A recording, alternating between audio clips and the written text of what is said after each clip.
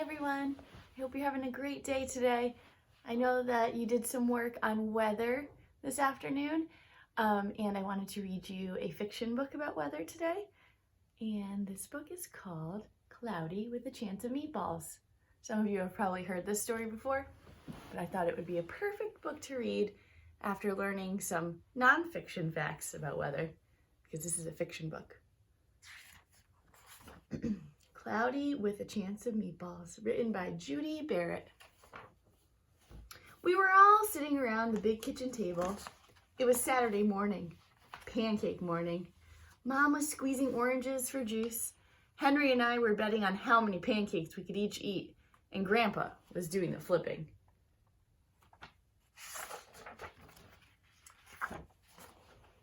Seconds later, something flew through the air, headed toward the kitchen ceiling, and landed right on Henry.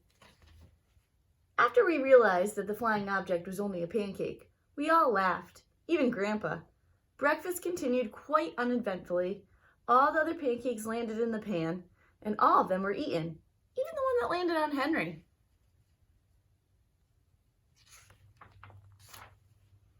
That night, touched off by the pancake incident at breakfast, Grandpa told us the best tall-tale bedtime story he'd ever told. Across an ocean, over lots of huge bumpy mountains, across 3 hot deserts, and one small ocean, there lay the tiny town of Chew and Swallow. That's a funny town name, isn't it? In most ways, it was very much like any other tiny town. It had a main street lined with stores, houses with trees and gardens around them, a schoolhouse, about 300 people, and some assorted cats and dogs. But there were no food stores in the town of Chew and Swallow. They didn't need any. The sky supplied all the food they could possibly want. The only thing that was really different about Chew and Swallow was its weather. It came 3 times a day at breakfast, lunch, and dinner. Everything that everyone ate came from the sky. Whatever the weather served, that was what they ate. But it never rained, it never snowed snow, and it never blew just wind. It rained things like soup and juice. It snowed mashed potatoes and green peas.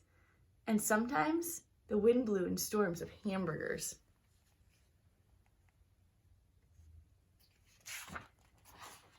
The people could watch the weather report on television in the morning, and they would even hear a prediction for the next day's food. When the townspeople went outside, they carried their plates, cups, glasses, forks, spoons, knives, and napkins with them. That way, they would always be prepared for any kind of weather. If there were leftovers, and there usually were, the people took them home and put them in their refrigerators in case they got hungry between meals.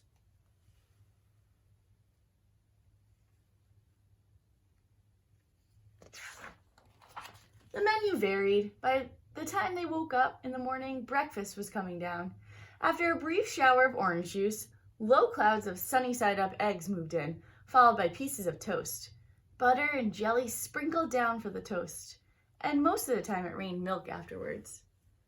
For lunch one day, frankfurters, already in their rolls, blew in from the northwest at about 5 miles an hour. There were mustard clouds nearby. Then the wind shifted to the east and brought in baked beans. A drizzle of soda finished off the meal.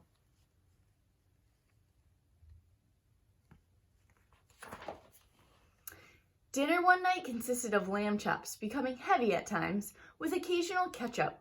Periods of peas and baked potatoes were followed by gradual clearing with a wonderful jello setting in the west.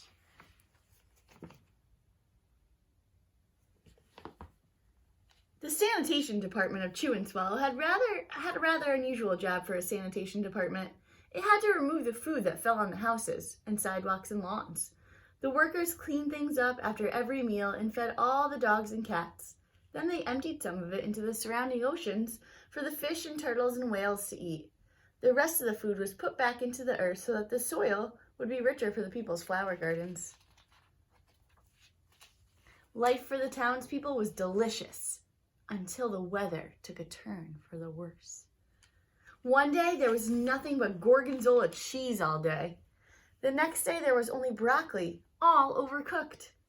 And the next day there were Brussels sprouts and peanut butter with mayonnaise. Another day there was pea soup fog.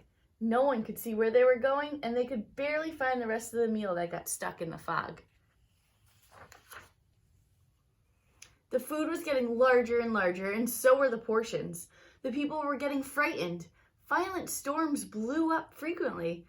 Awful things were happening. One Tuesday, there was a hurricane of bread and rolls all day long and into the night. There were soft rolls and hard rolls, some without seeds, some with seeds and some without. There was white bread and rye, whole wheat toast. Most of it was larger than they had ever seen bread and rolls before. It was a terrible day. Everyone had to stay indoors. Roofs were damaged, and the sanitation department was beside itself. The mess took the workers 4 days to clean up, and the sea was full of floating rolls. To help out, the people piled up as much bread as they could in their backyards. The birds picked at it a bit, but it stayed there and just got staler and staler.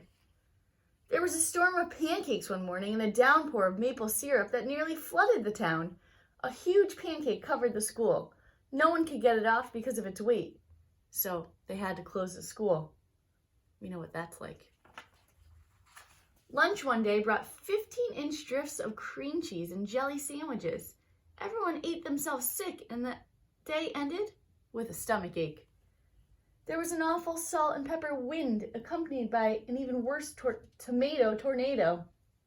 People were sneezing themselves silly and running to avoid the tomatoes. The town was a mess. There were seeds and pulp everywhere.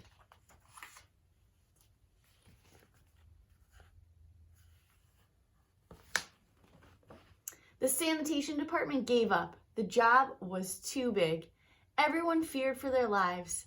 They couldn't go outside most of the time. Many houses had been badly damaged by giant meatballs. Stores were boarded up, and there was no more school for the children. So a decision was made to abandon the town of Chew and Swallow.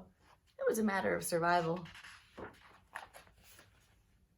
The people glued together the giant pieces of stale bread, sandwich style with peanut butter, took the absolute necessities with them, and set sail on their rafts for a new land.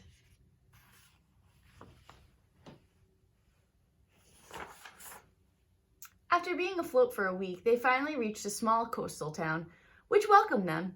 The bread had held up surprisingly well enough for them to build temporary houses for themselves out of it. You can see they made their houses out of bread. It's kind of cool. The children began school again, and the adults all tried to find places for themselves in the new land. The biggest change they had to make was getting used to buying food at a supermarket. They found it odd that the food was kept on shelves, packaged in boxes, cans, and bottles. Meat that had to be cooked was kept in large refrigerators. Nothing came down from the sky except snow and rain. The clouds above their heads were not made of fried eggs. No one ever got hit by a hamburger again. And nobody dared to go back to Chew and Swallow to find out what had happened to it. They were too afraid. Henry and I were awake until the very end of Grandpa's story. I remember his goodnight kiss.